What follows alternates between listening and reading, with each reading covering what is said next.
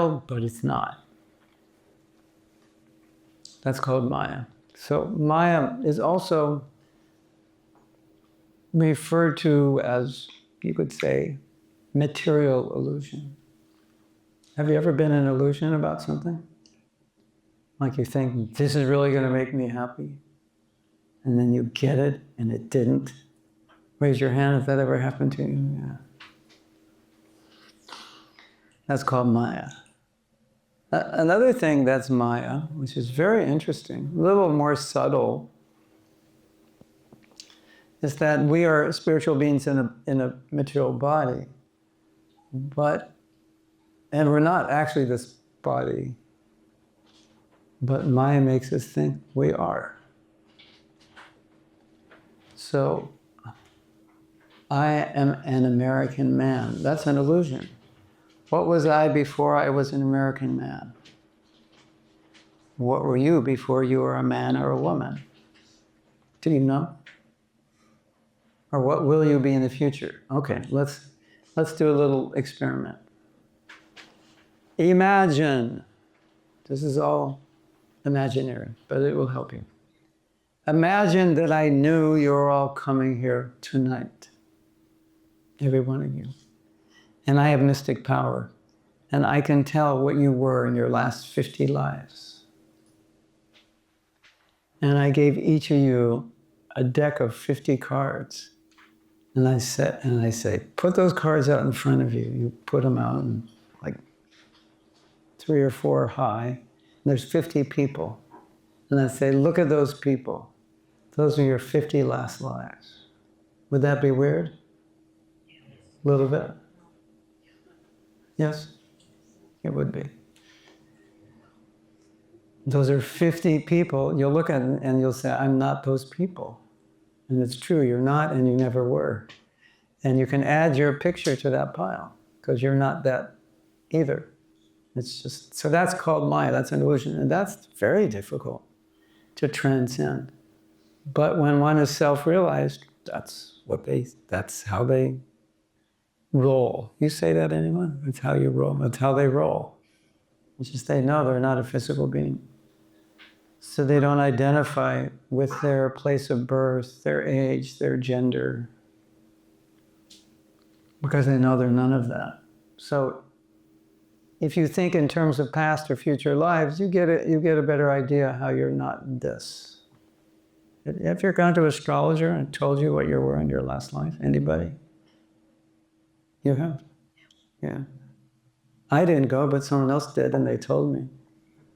It's so interesting to actually hear that you were this person. John Smith, born in 1929, died in 1982. And you were born in 1983, and that's who you were in the last life. Isn't that interesting? Then I get this body, and I think this is why, that's called Maya, illusion. Now, something really interesting. Very interesting. Would you like to hear something interesting? Yes. Isn't quite interesting. This is like philosophy, and it's a little subtle, but I think are you ready for philosophy? Yes. Like, your brains still work? Yes. Okay. We'll see how well they work. So, why is there illusion in this world? What's the point? Well, do you know why we've come into this world? Who can tell me, why did we come here?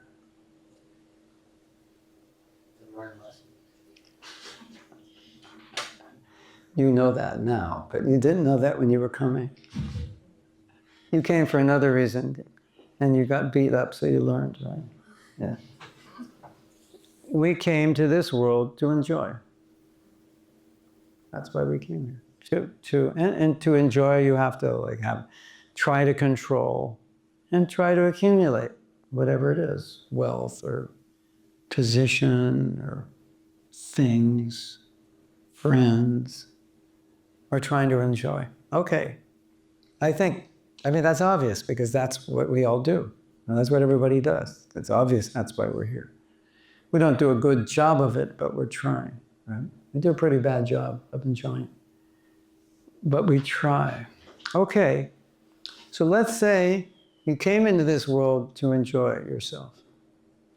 But let's say you were self-realized and you knew you were not the body.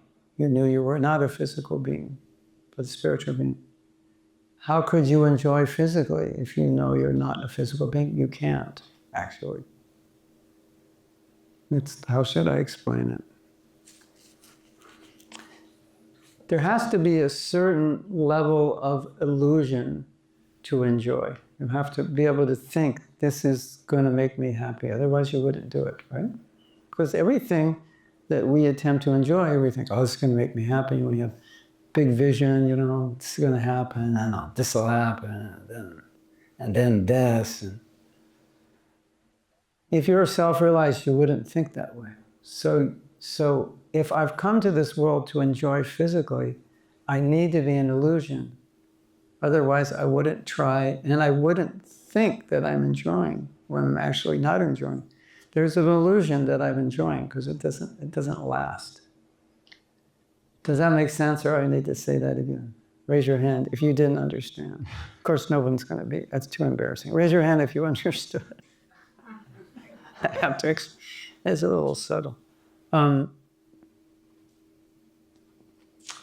How can I say this? Whoever understood already understood it before I said it, right?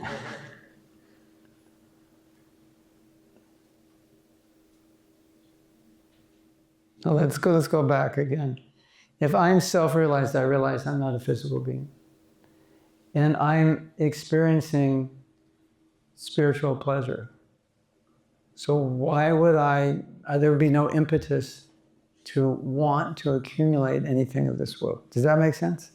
Yeah, I'm self-realized, I'm self-satisfied. I don't need to satisfy myself physically because I'm experiencing spiritual satisfaction. But if I've come to this world to enjoy materially, I can't simultaneously be self-realized, because if I'm self-realized, it nullifies that desire and ability to enjoy materially. Just like, let's say you're getting married and I go up to you and say, actually, you're not the body. And she's not the body. And, it's like, why are you doing this? And all of a sudden you become self-realized and like, oh yeah, I'm not a man, she's not a woman. There has to be, that can't go on. It wouldn't work because then you'd have no desire. I'm self-realized, why am I doing this? And I'm working so hard to accumulate. But if I was self-realized, that desire wouldn't be there. But we come to this world to enjoy, so unless we're in some degree of illusion, we wouldn't do that. Does that make sense? Yeah. So the illusion that exists in this world was created so that we could have the impetus to fulfill our desire to enjoy this world, because if we weren't an illusion, we couldn't do it. Does that make sense? Or sort of, kind of, maybe a little bit. Yes? No? We're getting better? That's called Maya. Well, when you begin spiritual life, you start to understand more clearly what Maya is, because Maya is like this force that's pulling you away from your spiritual goals. So you're doing your spiritual practice, but there's all this other stuff going on inside of you, right? Pulling you the opposite direction. That's Maya. It's like pulling you away. This spiritual life is good, but you really shouldn't give up this and this, because this and this and this really make you happy. And you already know it won't make you happy. You already have that experience, but it pulls you. It's an illusion. It paints a picture. It paints a picture of something that's not real. It paints a picture. It's like you get a vision of what it's going to be like, and it's never like that. But it's what pulls you into it. And because we want to enjoy this world, that energy was created for us to pull us and give us impetus to explore the material world and the material enjoyment. Does that make sense? To some people. Anyway, we have that experience, don't we? You have that experience? Do you ever have a determination to do one thing, and all of a sudden you do the opposite? Thinking that will be better? Yeah, that's Maya. That's an illusion. And you have a movie in your head of how it's going to be. And usually it doesn't work out exactly the way you've planned it. And sometimes it works out exactly the opposite way. Okay, so that's one reason Maya exists, to fulfill that desire we have, to explore this world and see if I can be happy in this world solely on the material platform. Forget spiritual. Just on the material platform, I don't need anything spiritual. I will explore this world and make an attempt to be happy by achievement and acquisition. That is why we came here. But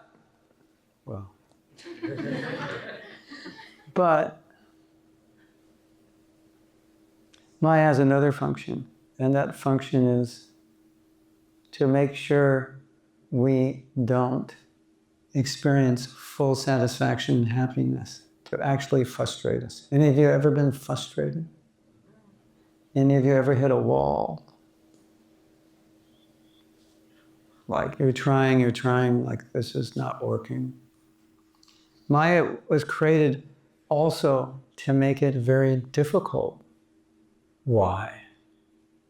We talked about that last week. Why? You know why? You must all know why, because that's why you're all here. If everything were perfect, why would you need to be here talking about spiritual things, right? We wouldn't need to be here. You're here because everything isn't perfect, isn't it? You're looking, well, maybe there's something spiritual that's better. Maybe there's an answer to this. That's the function of Maya, to bring us to spiritual life, to give us experiences in this world which always fall short of exactly what we want, the love we're looking for, the satisfaction, the happiness. That's her function. She's actually a person. Believe it or not, there's a person behind. And so you get frustrated. And you might think, well, that's not good. It actually is good, because that frustration puts you on the path of spiritual life. At least it puts you on the path of inquiry. You're asking why. Isn't it? Last week, I said something interesting. That I thought it was so interesting, but we didn't talk about it. I was asking you, did you ever think philosophically when you're 7 years old, you would lay in your bed and go why must I die? Any of you? Raise your hand. Thought what's life about? Why this and why that? And you're really young. Why did you think that way? Because you could see that something's wrong, isn't it? Something's wrong in the world. It's not right. So you're thinking, even very young. That's the function of Maya, to make us ask, inquire, why? Is there a way out of this? Is there something better? That's its function. And that's the beginning of your spiritual life. When you ask that question, you've actually begun your spiritual life, even if you don't realize it. And that's why people come to spiritual programs, because they've asked that question and they're looking for answers. Isn't it? Yeah? That's what Maya does to us. It frustrates us enough that we could ask questions, or why questions. Why is there suffering? You ever ask that question? Why is there suffering? And then the other question, if there's God, why is there suffering? Of course. These are questions which they're so important because they lead us to search for answers, and there are answers. But if you don't have the question, you wouldn't ask. You wouldn't look for the answer, right? That's Maya.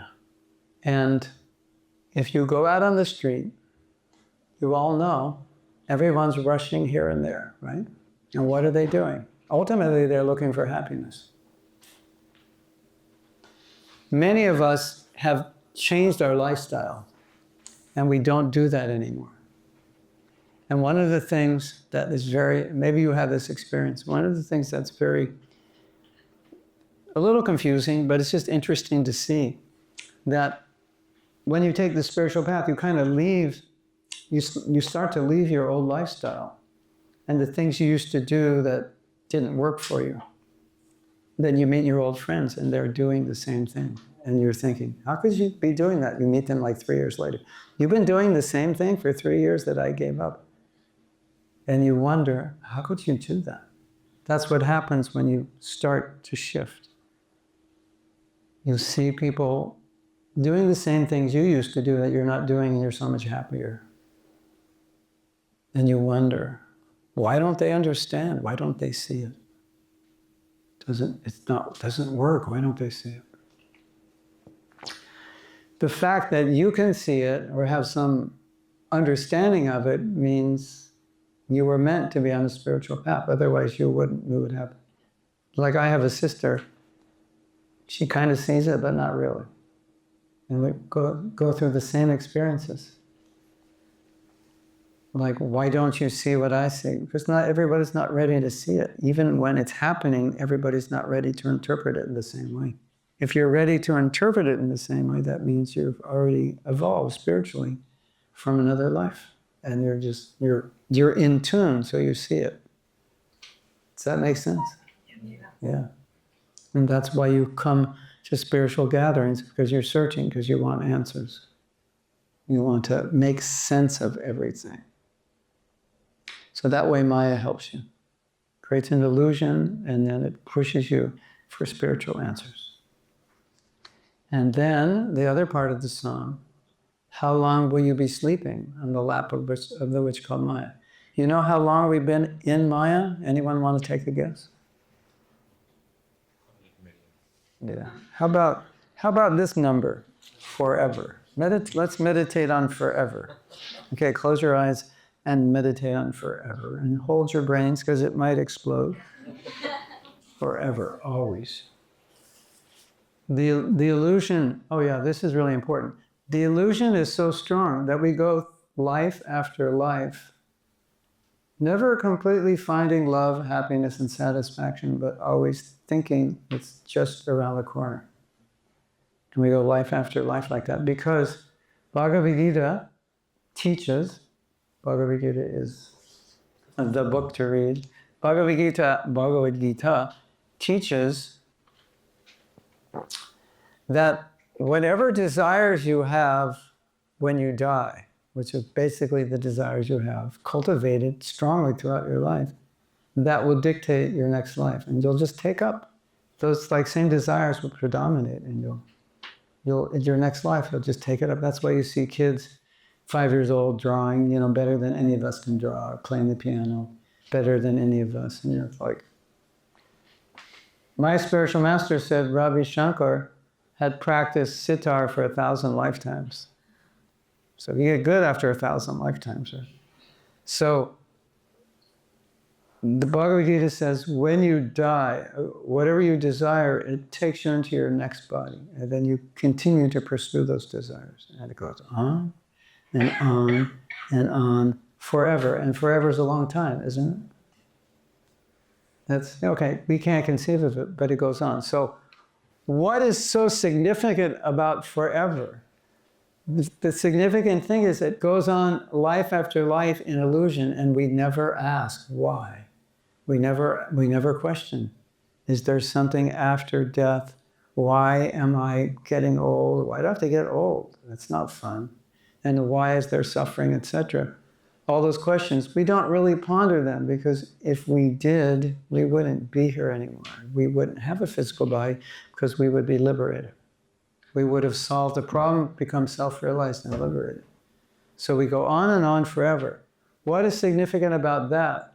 Probably most of you, if not all of you, are not in that position anymore, because now you're looking and you're inquiring. And it could be the first time in forever that you're doing it, or the second life that you're doing it. It's pretty significant when you consider. Many, many religious people don't even inquire. They just do the ritual, isn't it? They don't ask. They go kind of blind to the essence of spirituality. So the fact that you're here inquiring, it's huge. It's huge, because now you're on a path which could end that cycle forever and liberate you from birth and death and take you back to the spiritual world where you belong, where it's your home. Did you know that there's a spiritual world? Yeah, and this world, this is not our home. It seems like it is, but it's not. Spiritual world is our home. We're in a foreign land. We're not meant to be here. But we've been here so long, it seems so normal. And now we're thinking about, who am I? Where am I going? We're chanting, we're studying, we're looking for answers. Don't stop. This has taken us forever to get to this point. Isn't that interesting? It's literally taken us forever to get to the point of just asking why. And all those lives, we're not asking. And you go out on the street, excuse me, sir, don't bother. You know, you want to have a spiritual conversation. What's the basic answer is? All enough knows. No thanks, I'm too busy. I don't have time. I don't have time because I'm too busy doing what? What I've done since forever. That has not gotten me where I want to be. I'm too busy doing it. And that's where most people are at. Isn't it? Isn't it? Is that how you, isn't it? Isn't it? Yeah. I have to practice my British English, my British slang. Isn't it? Dunno. I used to dunno, don't know, dunno. Yeah. So all I can say is congratulations to all of you.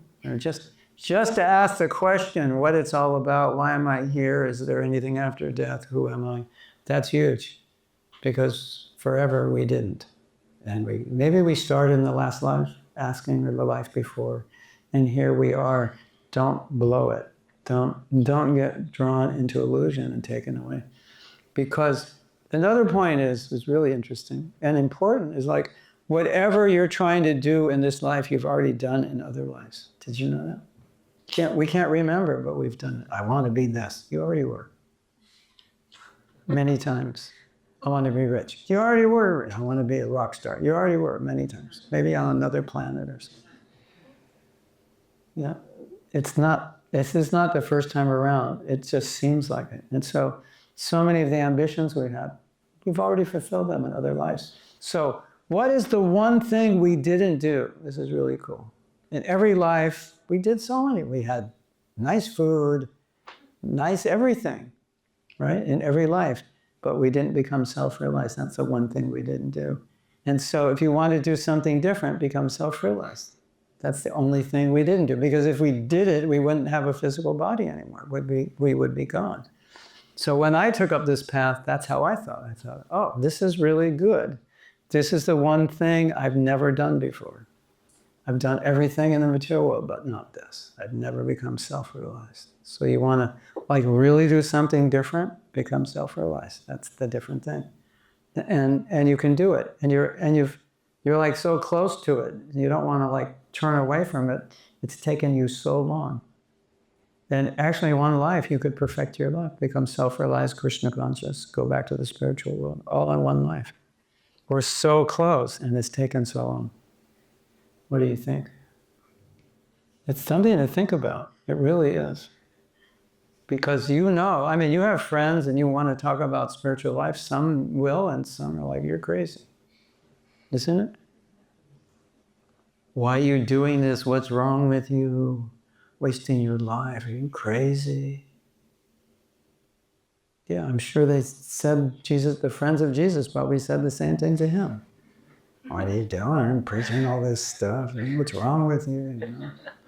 Such a nice Jewish boy. Why are you doing all this? Yeah? So that's going to happen. You know? But that's a good sign. You know, when I was young, I was a hippie. So if people said you're crazy, I'd say thank you. Because if you thought I was normal, that would be like the most depressing. If you thought I was normal, that would be like the most depressing thing I could hear. You know, I just don't want to be like you. So, you know, if people say you're crazy, just say thank you. You know, it's quite a compliment, not like everybody else. Anyway, that's something to think about. Anyway, you have some questions or comments or arguments or whatever?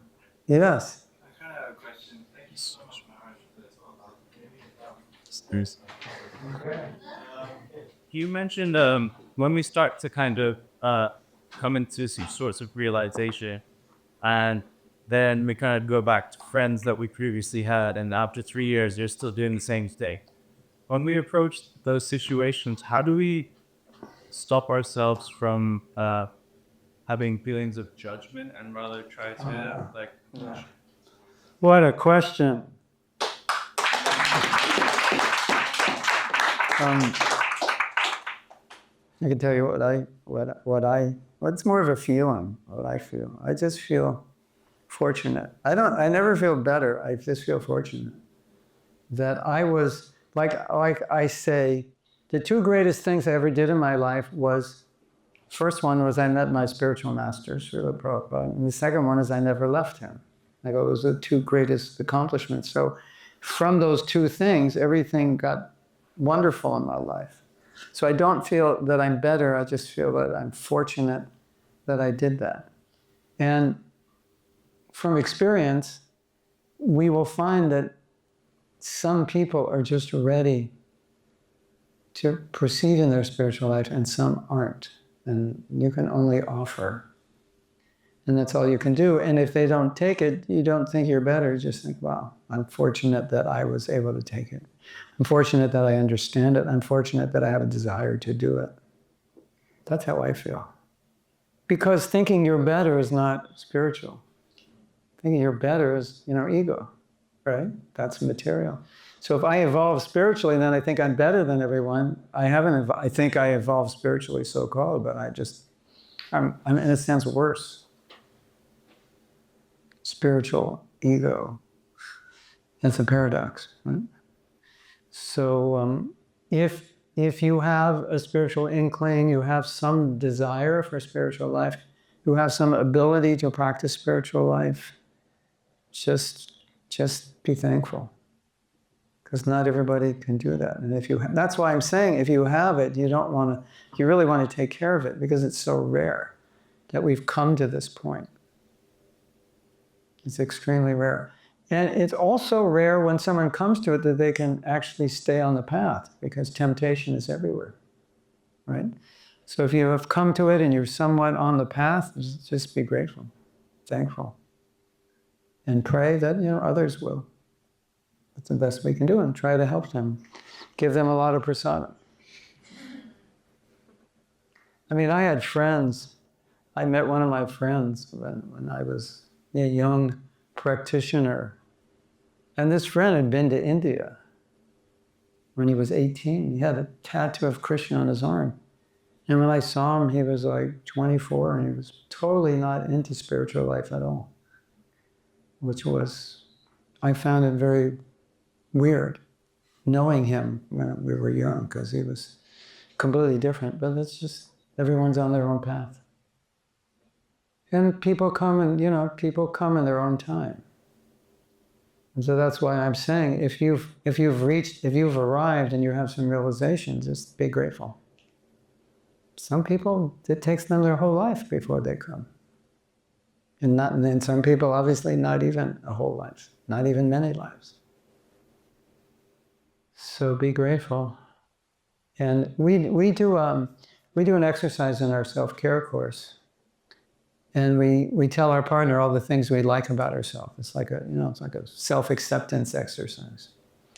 And some people, they don't like themselves, so they can't say anything. They say what you like about yourself, and they freeze up. It's not a good thing. And I say, and these are all people who are practicing Krishna consciousness. And I say, well, are you happy with yourself that you took the spiritual life? And they all say, yeah. Thank yourself for that. Do you like that about yourself, that you made that decision to take up spiritual life? And they all say, yeah, I'm grateful that I made that decision. So we can all appreciate. If we've made this decision, we can appreciate it. We can thank ourselves. Thank you, self. Yes, isn't it? Yeah, I'm grateful. Like I study Bhagavad Gita and it made sense. Sometimes there's a saying, what was his name? Earhart something. Warner Earhart, he said, the truth will set you free, but first it will piss you off. You have that experience? Sometimes something's so true, it just pushes right through the bubble of illusion, and we don't want to pop it, right? I don't want to hear, don't say it, I don't want to hear it. I know it's true, but I don't want to hear it.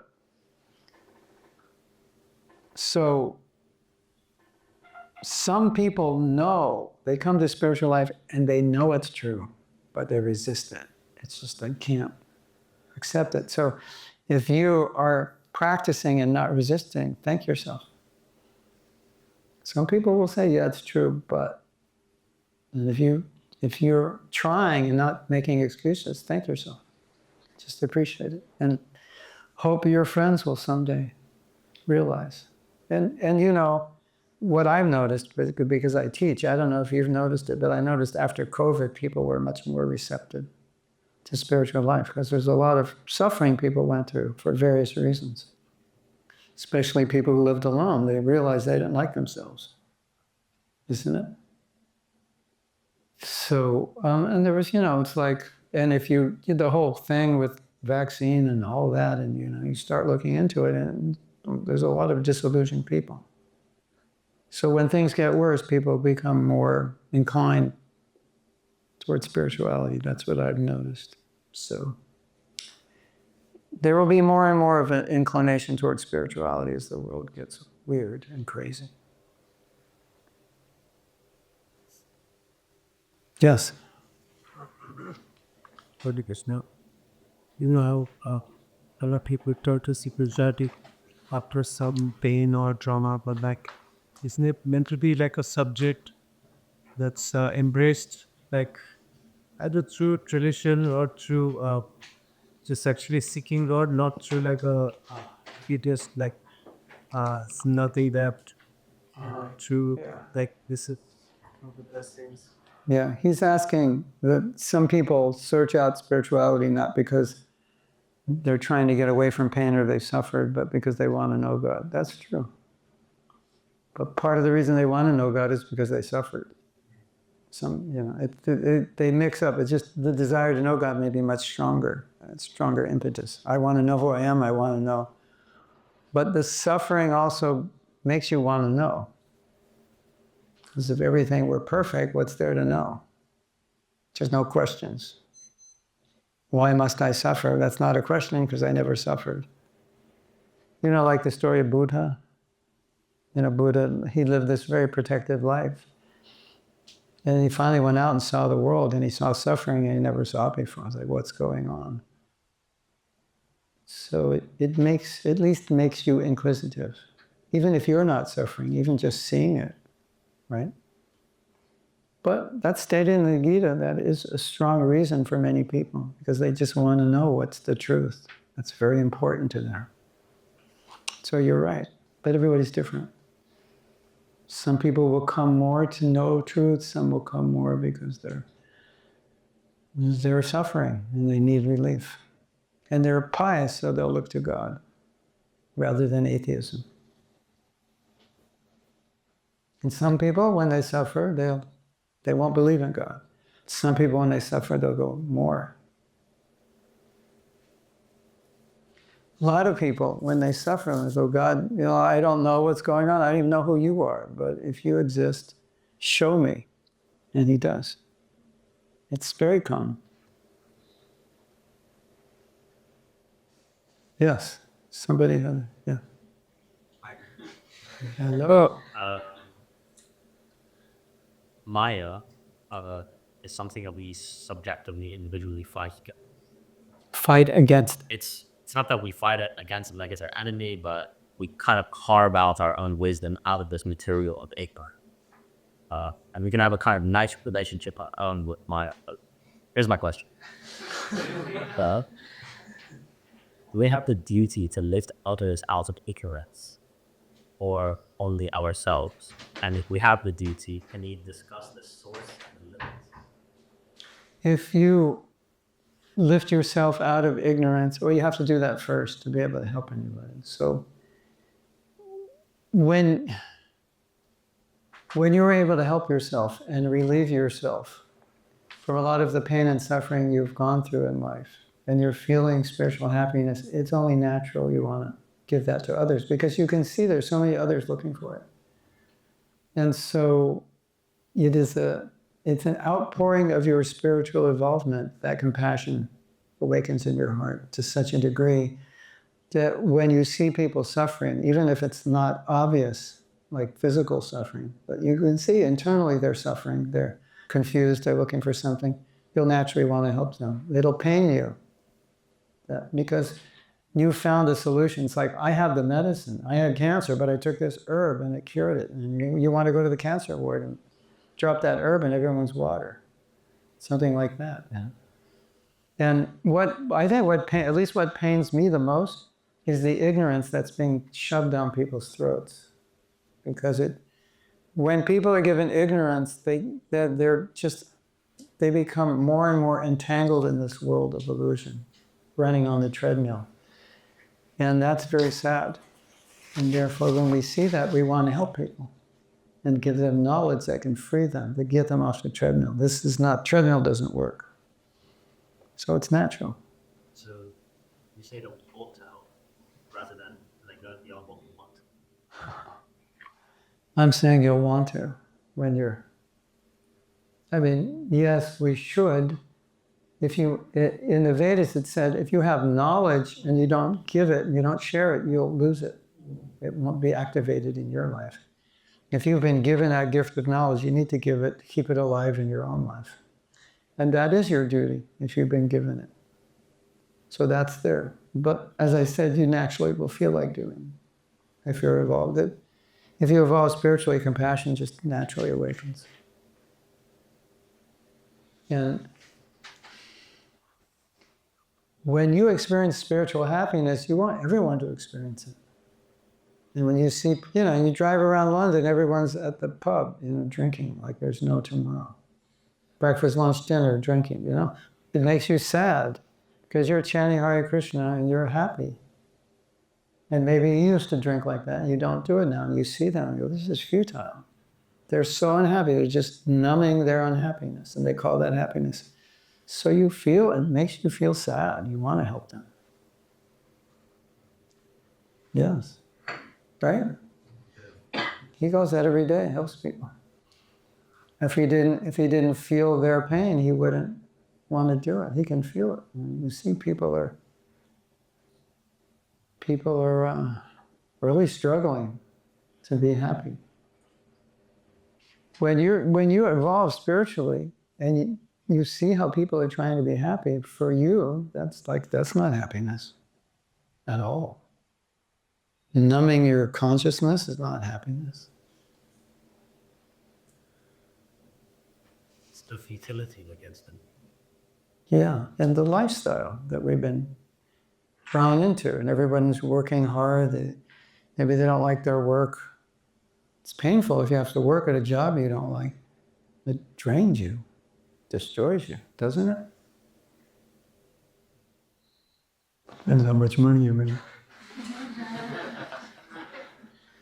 It's draining, yeah. Yeah. So people are naturally frustrated, and what's the solution? Let's just drink our problems away. Right? Yes. Is there a simple way that we can grasp the idea of foreverness? No. Because we're in a existence that has beginning and end. And it's the mind doesn't have a box for forever. The mind has a box where it begins and it ends. So when the idea of forever for us is to help us understand that our existence in the material world it's always been and it always will be unless we do something to end it. And the fact that we've been here forever and we can end it and get out of this material world where we have to grow old and die and so many problems. I mean, my spiritual master used to say, in this life you can get out of this world and you don't have to take another birth. And I would always think when he said that, I was thinking, oh yeah, I hated school. I'm like, I don't want to take birth again and go to school and then become an adolescent and what all the girls think of me and just go through that whole thing. And then I have to get a job. I worked for like 40, 50 years. I don't want to do that.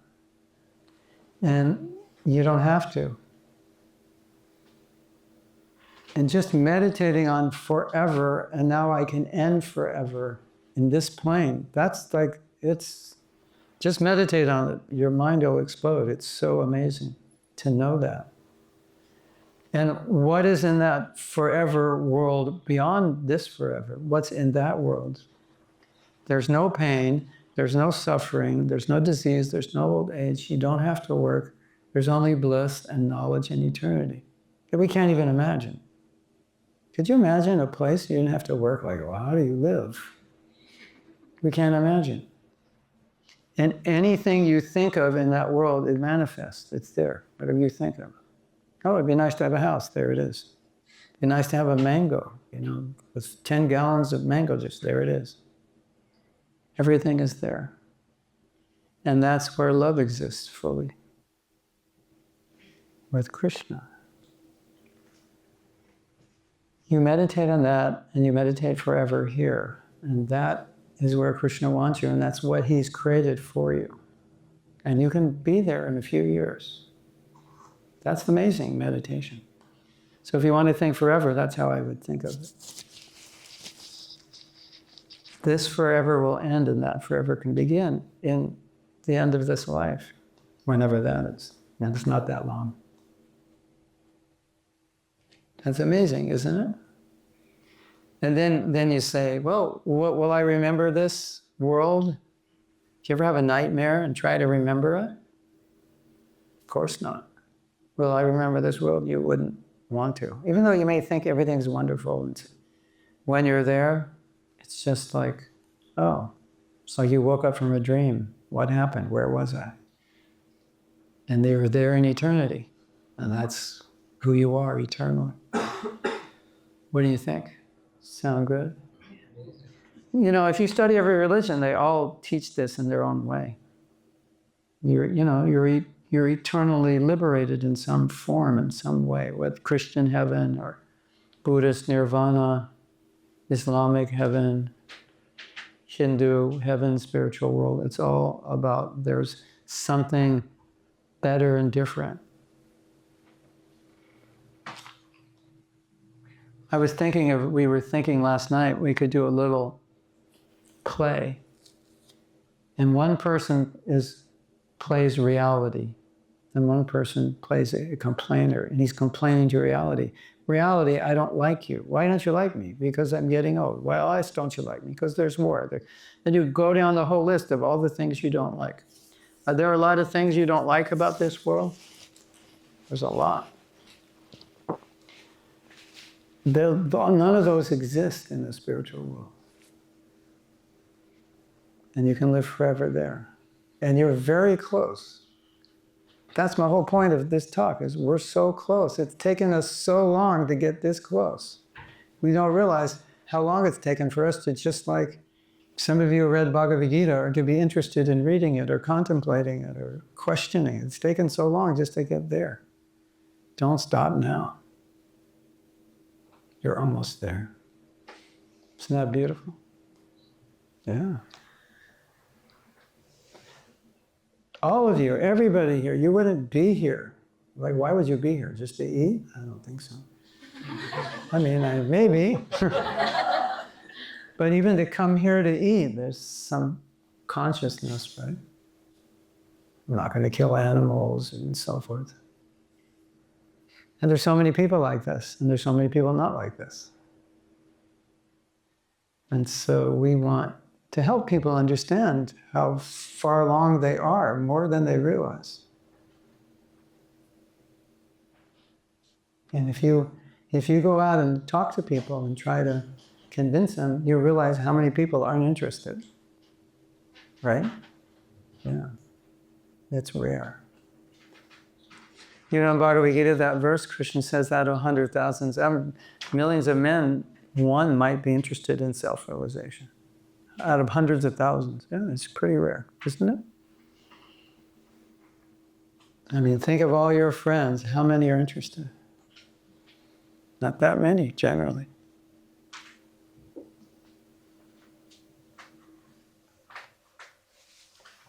Okay, what's next? More chanting? Dancing? Feasting? All right. If you want to talk more after we chant, I'm here and you can question me. Thank you very much.